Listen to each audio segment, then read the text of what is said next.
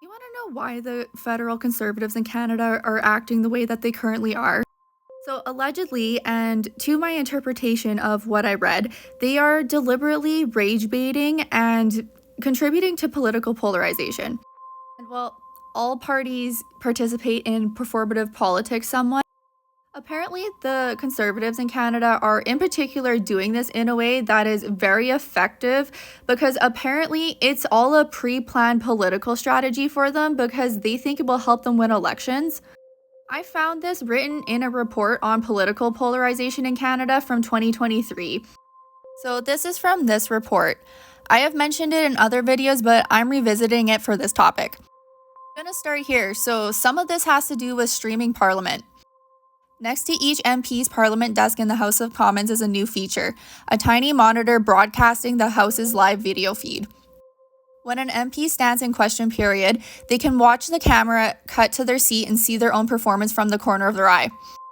When the debates of the House were televised for the first time in 1977, there was a real fear that it would add an element of drama and theatrics that the House of Commons didn't need.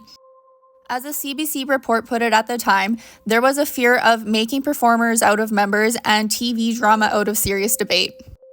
That fear, for a long time, proved to be unfounded. Aside from a weekly recap show, This Week in Parliament, relatively few Canadians tuned in to see those debates. Mugging for the camera was rarely worth it. Today, the incentives have shifted. Many MPs control their own broadcast channels. Thanks to a new streaming technology, MPs' offices are easily clipping their interventions in the House and posting them to social channels.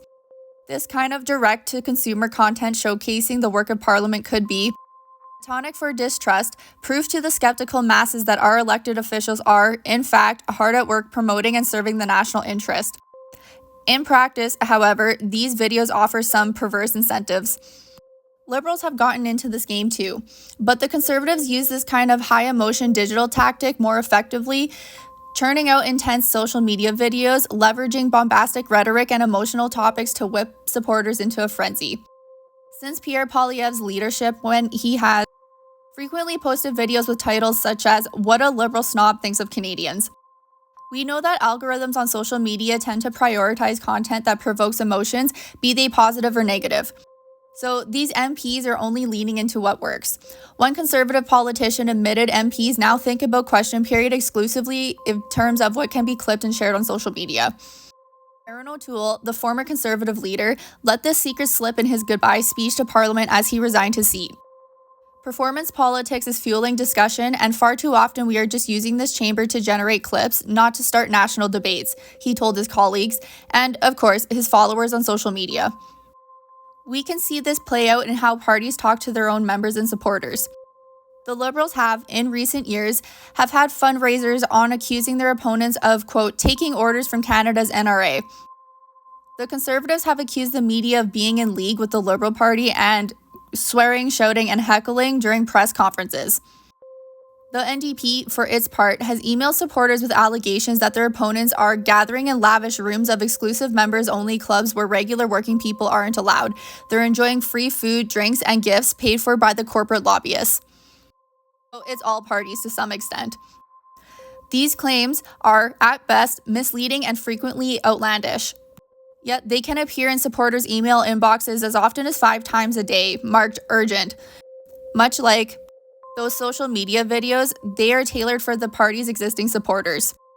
These tactics make a moral imperative out of both party loyalty and rejection of their opponents. As a recruitment tool for new voters, this is a lousy strategy, although it does tend to keep party faithful in the fold. And this is one area where it has become incredibly effective: fundraising.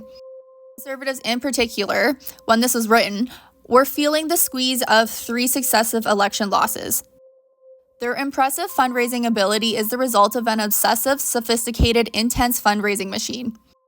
Individual MPs are expected to put fundraising high on their day-to-day priorities. 2 Conservative MPs confidently described a toxic feedback loop. As elected representatives, they are whipping up anger and distrust amongst their core supporters for money. Those supporters, in turn, are becoming increasingly fervent in their beliefs, distrustful of rival parties, and demanding of ideological purity. To meet those members where they are means the party must in turn become more confrontational and dogmatic. MPs deemed insufficiently loyal to the cause may face nomination challenges. Caucus members who don't raise enough money or who fail to go sufficiently viral online are unlikely to be tapped for senior roles in the party. Worse yet, conservatives labeled ideologically impure are likely to face social media backlash, nasty emails, and even threats. One conservative MP said bluntly, they have grown afraid of their own members. Multiple MPs have sketched both the problem and their solution. Centrist voters have consistently rejected the Conservative Party. So instead, Poilievre's party will look for votes elsewhere, in particular the ranks of the People's Party and those who have unplugged from the political system. This strategy could radicalize the conservative movement in Canada, as it has done in other rich countries. It is a risk, they admit, but they say it will be worth it to win. A Conservative MP nervously said that should their party fail to improve their performance in the upcoming vote, which was this last election, the Conservative Party is likely to mimic right-wing parties abroad and become avowedly anti-immigration. This could be a reality within 5 years, the MP warned. Note that this was from 2023 and it is now 2025 and the Conservative Party lost the last election. So I personally suspect this might explain some of the new tactics and rhetoric surrounding immigration that have occurred since the last election, but I don't know. This is my personal suspicion. The Liberals have a particular hand in the Conservatives' poor showing over the past few elections. Justin Trudeau has broadcast the message with remarkable efficacy that a Conservative government could mean a criminalization of abortion, a proliferation of pew-pews, and a dismantling of our public healthcare system. The Conservatives' counter-messaging, the Liberals are elitist, out of touch, corrupt, perhaps even beholden to hostile foreign powers, has been less effective electorally, but has certainly hardened their supporters' beliefs. This report discusses how this partisan jousting is driving divisions far outside the capital, but it is worth noting how much of this outrage is performative. Partisans of all stripes in Ottawa, including those who have been around for more than a decade, agree that the capital, in human terms, is no more polarized than in eras before. The combat may seem more real, but once the cameras are off, they all hang out.